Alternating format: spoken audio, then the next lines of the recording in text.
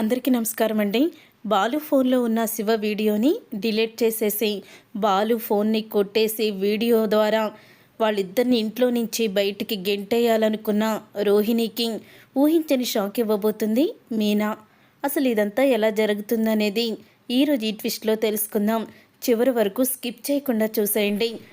రోహిణికి మీనా ఎటువంటి షాక్ ఇవ్వబోతుందో ఈ వీడియోలో క్లియర్గా తెలిసిపోతుంది. వీడియో నచ్చితే తప్పకుండా లైక్ చేసి వెళ్ళడం మాత్రం మర్చిపోకండి. మొత్తానికి రోహిణి మనోజ్ మంచి వాళ్ళ నటిస్తూ బాలు మీనాని ఫంక్షన్కి అయితే ఒప్పించేస్తారు. తర్వాత వాళ్ళకి కావాల్సిన మొత్తం డ్రెస్సెస్ అన్నీ కూడా రోహిణియే సిద్ధం చేస్తానని కూడా చెప్తుంది. వాళ్ళ మంచికే కదా, వ్యాపారం అభివృద్ధి చెందుతుంది అంటున్నారు కాబట్టి మీనా వాళ్ళు అబద్ధం ఆడడానికి కూడా సిద్ధమైపోతారు. అందరూ కలిసి చాలా బాగా ముస్తాబయ్యి ఫంక్షన్ హాల్కి అయితే వెళ్తారు. వెళ్ళిన తర్వాత ఇంకా అందరూ కూడా ఒక్కొక్క స్టైల్లో రెడీ అయితే అందరూ ఒకళ్ళని చూసి ఒకళ్ళు ఆశ్చర్యపోతూ ఉంటారు. ఇక మనోజ్ అయితే గెస్టులందరినీ కూడా రిసీవ్ చేసుకుంటూ ఉంటాడు. ఇంతలో అంటూ ఉంటుంది విద్య అయితే రోహిణితో, ఈసారి కనుక నువ్వు బాలు ఫోన్ కొట్టేయకపోతే ఆ తర్వాత ఇక నీకు ఇలాంటి మంచి ఛాన్స్ మళ్ళీ రాదు. అవును, ఇంత పెద్ద ఫంక్షన్ చేయడానికి కూడా ముఖ్యంగా అదే కారణం కదా, ఇంత ఖర్చు పెట్టి చేయడం కూడా అని అంటూ ఉంటుంది విద్య. అవునే, నువ్వు చెప్పింది కూడా నిజమే. ఖచ్చితంగా నేను బాలు ఫోన్ని కొట్టేయాలి, లేకపోతేనా ఈసారి మరో ఛాన్స్ నాకు రాదు అని రోహిణి అంటుంది. తర్వాత ఇక మీనా బాలు రాలేదేంటి అని సత్యం అయితే అడుగుతూ ఉంటాడు. వస్తున్నారు, రెడీ అవుతున్నారు అని రోహిణి అయితే చెప్తుంది. అయినా వీళ్ళందరూ కూడా రెడీ అయితే వాళ్ళేమో చక్కగా కోటీశ్వర్లా కనపడతారు. అదే వాళ్ళు రెడీ అయితే కోటీశ్వర్లా నటిస్తున్నారని వాళ్ళు రెడీ అవ్వడం చూసి అందరు ఇట్టే కనిపెట్టేస్తారు అని అంటూ ఉంటుంది ప్రభావతి. అప్పుడే ఇక బాలు మీనా ఇద్దరూ కూడా చాలా బాగా రెడీ అయ్యి ముస్తాబయ్యి వస్తూ ఉంటారు. ఇక వాళ్ళిద్దరిని చూసి అందరూ కూడా షాక్ అయిపోతూ ఉంటారు. ఏంటో అన్నా వదినా నువ్వు అన్నట్టు నాకు వినిపించింది. చూడు, బాలు మీనా ఎంత బాగున్నారో, అచ్చం హీరో హీరోయిన్లో లేరు.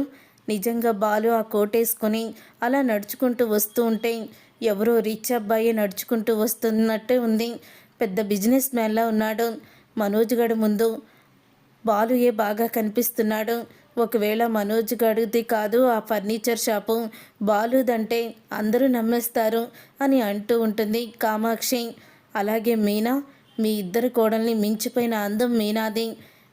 మీనా అందం నువ్వు డబ్బులో చూస్తావు కాబట్టి నీకు సరిగ్గా కంటికి కనిపించదులే.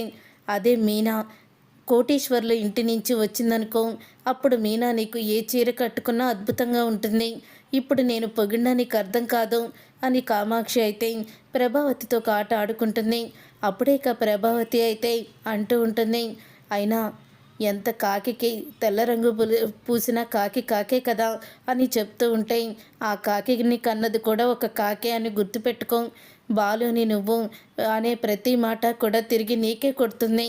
బాలుని కన్న కొడుకు కదా, మరి నీ పోలికలే వచ్చుంటాయి అని కామాక్షి అయితే చెప్తూ ఉంటుంది. ఏంటి కామాక్షి, ప్రతి విషయానికి ఎందుకు నువ్వు అలాగా వచ్చేస్తూ ఉంటావు? ఒక్క నిమిషం కూడా ఆగలేవా ఏమీ అనకుండా అని అంటూ ఉంటుంది ప్రభావతి. నేను అనకుండా ఉంటాను వదిన, నువ్వు మాట్లాడకుండా ఉండలేవు కదా అని చెప్తూ ఉంటుంది కామాక్షి అయితే. ప్రభావతి, ఆ 3 కోతుల బొమ్మల్ని చూడమని, లేకపోతే ఇక్కడ తెచ్చుకోవచ్చు కదా, అప్పుడు అన్నీ కూడా నీకు సెట్ అయిపోతుంది అని చెప్తూ ఉంటాడు సత్యం. 3 కోతుల బొమ్మలేంటి అని అడుగుతూ ఉంటుంది కామాక్షి. అప్పుడు ఇంకా అది ఏం లేదులే అని అంటూ ఉంటుంది ప్రభావతి అయితే. అప్పుడే చెప్పండి అన్నయ్య, అసలు 3 కోతుల కథేంటి, ఆ బొమ్మ ఏంటి అని అడుగుతూ ఉంటే, అదే అమ్మా, ఈవిడి గారికి నోటికి తాళం వేయలేక వాళ్ళ మీద వీళ్ళ మీద చాడీలు చెప్పడం, వాళ్ళ మాటలు వినడం, తర్వాత వాళ్ళ మధ్య గొడవలు పెట్టడం బాగా అలవాటైపోయింది. అప్పుడే నేను 3 కోతులు బొమ్మలు తీసుకొచ్చాను. చెడు వినకు, చెడు మాట్లాడకు, చెడు చూడకు అని. అందుకని వాళ్ళు అన్యోన్యంగా ఉంటే చూడకు అన్నాను. గొడవలు పెట్టుకోవాలంటే దూరంగా వెళ్ళిపోమన్నాను. అలాగే వాళ్ళందరూ కలిసి ఉన్నారు కదా విడగొట్టడానికి, చెడు చెప్పొద్దు, అలాగే చూడొద్దు, వినొద్దు అని చెప్పాను. దాని నోటితోనే చెడు చూడొద్దని, మాట్లాడొద్దని, వినొద్దని చెప్పాను. అయినా వినిపించుకోవడం లేదు. అని అంటూ ఉంటాడు సత్యం. సత్యం మాటలకి అన్నయ్య నీకు నీ సమస్యకి ఒక చక్కటి పరిష్కారం తీసుకొస్తే నువ్వు మాట్లాడవేంటొదినా అని అంటూ ఉంటుంది కామాక్షి. కామాక్షి ఇక్కడ నన్ను ప్రశాంతంగా ఉండనివ్వు. చూడు, నీ మాటలు ఏవి కూడా ఇలా ఇక్కడ మాట్లాడొద్దు. మేము ఇప్పుడు ఇదంతా కూడా ఒక ఫ్యామిలీ ఫంక్షన్ లాగా చేసుకుంటున్నాం. ఎందుకంటే మనోజ్కి ఇప్పుడు ఒక పెద్ద డీల్ ఇవ్వడానికి డీలర్ అయితే వస్తున్నాడు.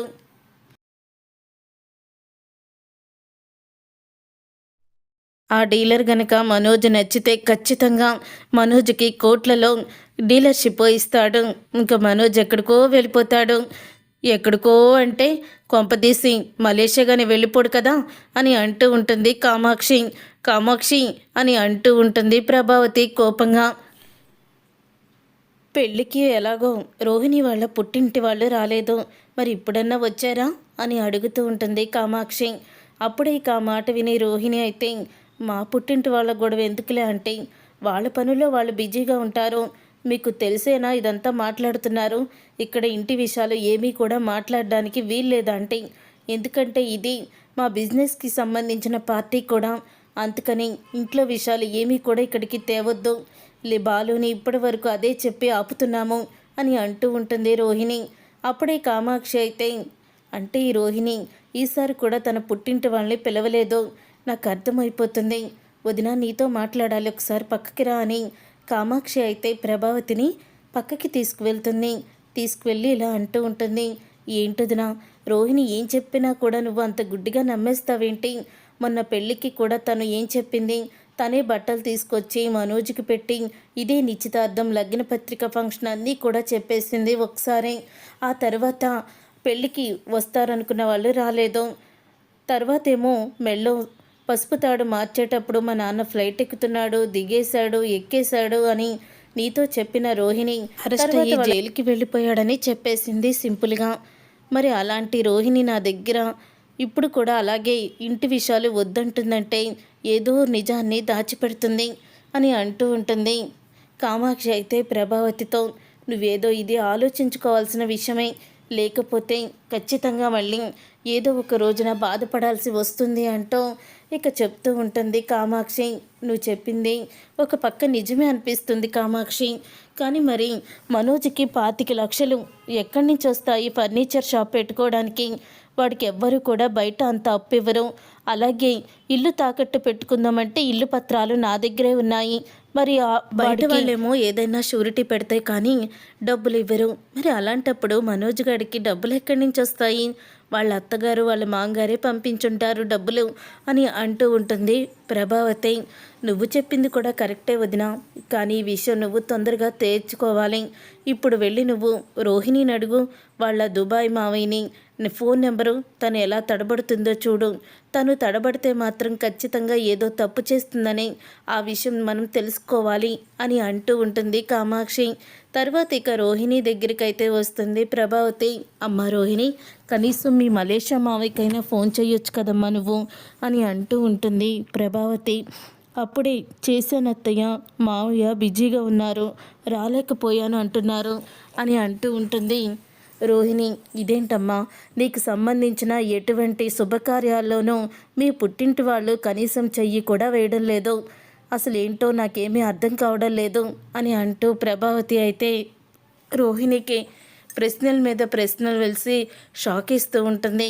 అత్తయ్య, మీరేమీ దిగులు పడకండి, నేను కోటీశ్వరాన్ని కాదేమో, మా నాన్న లేడేమో అని మీ ఆలోచనలు కదా, మీ ఆలోచనలకి 6 నెలల్లో నేను ఫుల్ స్టాప్ పెట్టబోతున్నాను అని అంటూ ఉంటుంది రోహిణి. అవునా, అంటే అప్పుడు మీ నాన్న విడుదలవుతారా, వస్తారా అని ప్రభావతి అడుగుతూ ఉంటే, అవునత్తయ్య, మా నాన్న ఖచ్చితంగా వస్తారు ఆ రోజు నాటికి అని చెప్తూ ఉంటుంది. అప్పుడే ఇక ఆ మాట విని ఎంతో ఆనందపడిపోతూ ఉంటుంది ప్రభావతి అయితే. ఇక ఆనందపడిపోతూ ప్రభావతి అయితే ఇక ఇలా అంటూ ఉంటుంది, చాలమ్మా, ఈ మాట చాలు, మీ వాళ్ళు ఎవరైనా వచ్చి నీకు సపోర్ట్ చేస్తూ సాక్ష్యాలు అన్నీ చూపించారనుకో ఎవరికి నీ మీద అనుమానం రాదు అని అంటూ ఉంటుంది. ప్రభావతి అయితే సరే తొందరగా రెడీ అయ్యి బయటికి వచ్చేయండి, గెస్ట్లు అందరూ వచ్చేస్తున్నారు అని ప్రభావతి అనడంతో మీరు వెళ్ళండి అత్తయ్య నేను వస్తాను అని రోహిణి అయితే చెప్తుంది. తర్వాత ప్రభావతి మీనా అనుకోకుండా ఒకరికొకరు గుద్దుకుంటారు. అలా గుద్దుకునేసరికి అది చూసి ఒక్కసారే ప్రభావతి అంటూ ఉంటుంది, ఏంటే కళ్ళు నెత్తి మీద పెట్టుకుని నడుస్తున్నావా, ఇలా గుద్దేస్తున్నావు అని అడుగుతూ ఉంటుంది ప్రభావతి.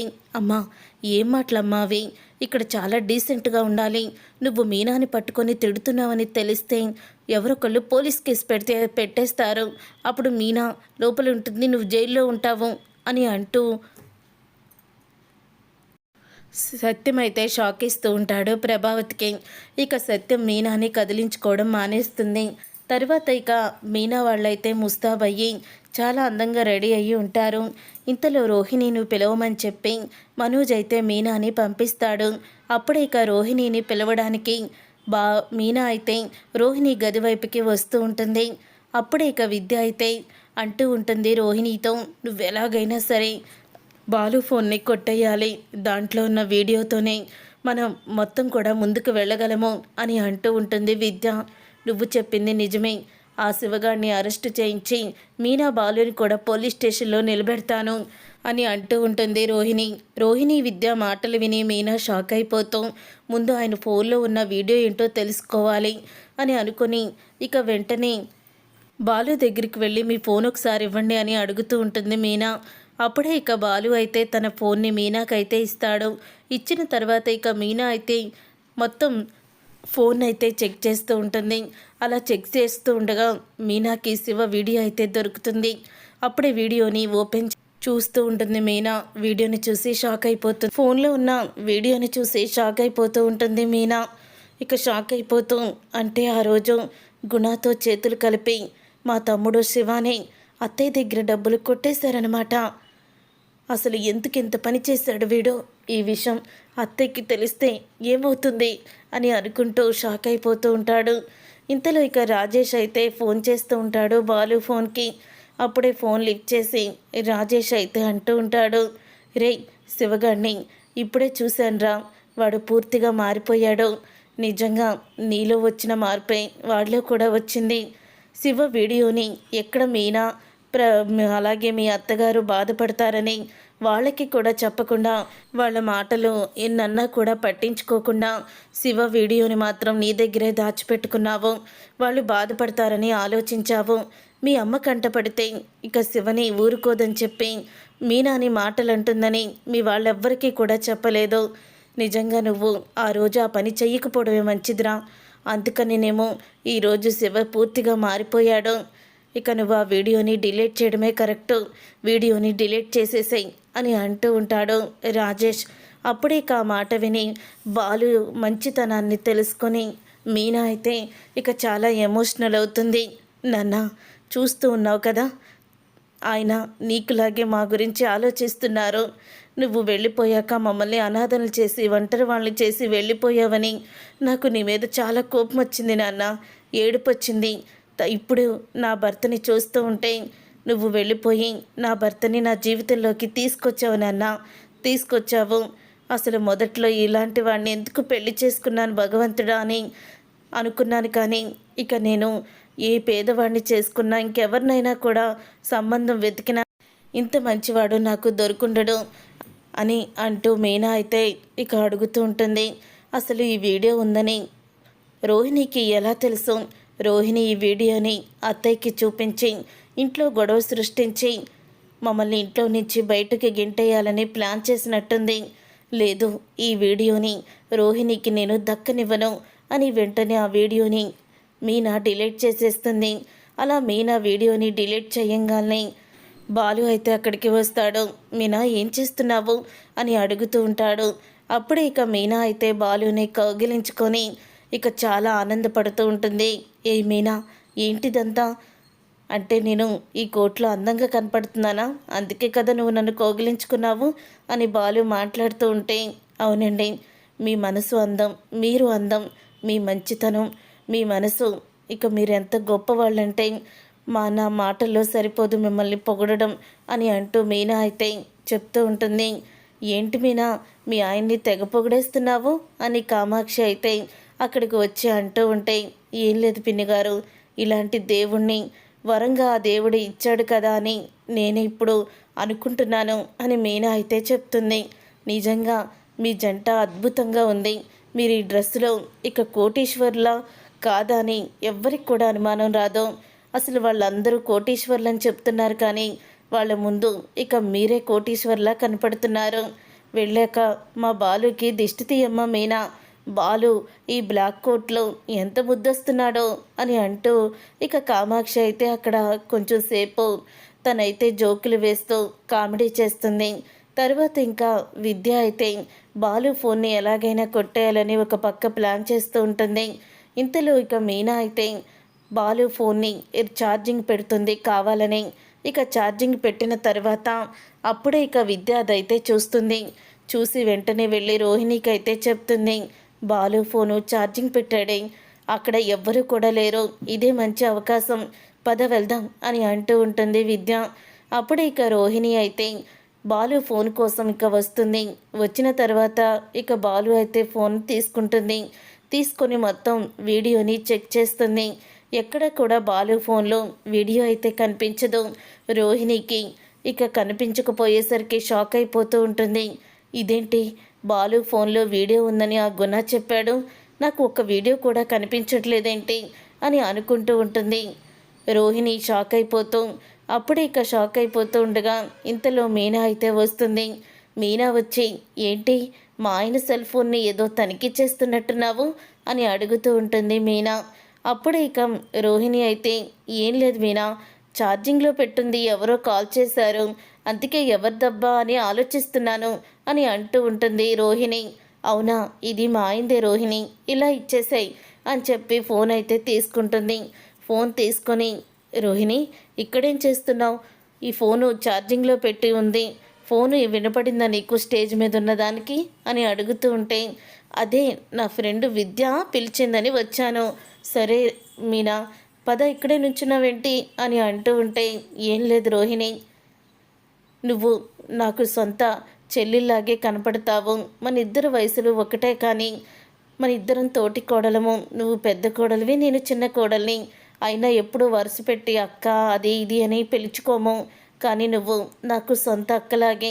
అక్క చెల్లెళ్ళు ఒకళ్ళు బాగు ఒకళ్ళు కోరుకుంటూ ఉంటారు, అసలు ఒకళ్ళకి చెడు జరగాలని ఒకళ్ళు స్వార్థంగా ఆలోచించరు. కానీ ఇప్పుడు అనుకుంటున్నాను, ఆ భగవంతుడు మనుషులకి ఎందుకు ఇలాంటి బంధాల పేర్లు ఇచ్చాడో అని. అక్క చెల్లెళ్ళు ఎప్పటికీ కూడా తోటి కోడళ్ళు అవ్వరు, అంటే తోటి కోడళ్ళిద్దరూ అక్క చెల్లెళ్ళు అవ్వరు. అక్క చెల్లెళ్ళకి ఉన్న అనుబంధం తోటి కోడలికి ఉండదు. ఎందుకంటే ఒకళ్ళు అనుకుంటే సరిపోయిందా అన్యోన్యంగా ఉండాలని, ఎదుటి వాళ్ళు కూడా అలాగే అనుకోవాలి. సపోజ్ నేనే ఉన్నాను, ఈరోజు నువ్వు మా చేత బిజినెస్ కోసం అబద్ధం చెప్పిస్తున్నావు, మీరు సంతోషంగా ఉండాలని, మీరు కోట్లు సంపాదించాలని మేమిద్దరం మాకు ఇష్టం లేకపోయినా నువ్వు తీసుకొచ్చిన డ్రెస్సులు వేసుకున్నాం, ఇలా వేషాలు కూడా వేసుకున్నాము, ఇప్పుడు మేము మీ గురించి గొప్పగా చెప్తాము. అదే సిచ్యువేషను మాకొస్తే నువ్వు మాత్రం ఖచ్చితంగా చెప్పవు రోహిణి, మా గురించి నువ్వు చెడుగానే చెప్తావు, ఎందుకంటే మేము బాగుపడిపోతామని నువ్వు స్వార్థమైన ఆలోచనతో ఆలోచిస్తావు కాబట్టి. అందుకని అక్క చెల్లెళ్ళు ఎంత అన్యోన్యంగా ఉంటారో ఆ అన్యోన్యత తోటి కోడలకి ఎప్పటికి కూడా రాదు అని అంటూ డైలాగుల మీద డైలాగులు కొడుతుంది మీనా. అప్పుడే రోహిణికైతే అర్థం కాదు. రోహిణి మీనా వెళ్ళిపోయాక విద్యతో, ఏంటిదంతా, అసలు ఫోన్లో వీడియోలే లేదు, తర్వాతేమో ఈ మీనా ఏమో ఇలా లెక్చర్లు ఇస్తుంది అని అడుగుతూ ఉంటుంది రోహిణి. అదే నాకు అర్థం కావడం లేదే. సరేలే పద, ముందు పార్టీకి వెళ్దాము, ఈరోజు పార్టీకి బాలు మీనాని ఎంతలా ఒప్పించి తీసుకొచ్చానో, వాళ్ళ దగ్గర ఫోన్ కొట్టేద్దామని మొత్తం కూడా బెడ్స్ కొట్టేసింది. ఇప్పుడు ఏం చెయ్యాలో కూడా తెలియడం లేదు. మరోపక్క గుణాగాడు ఫోన్ చేసి, ఫోన్ తీసుకున్నావా, వీడియో ఉందా అంటూ నన్ను బెదిరిస్తూ ఉంటాడు అని రోహిణి అయితే చెప్తూ ఉంటుంది.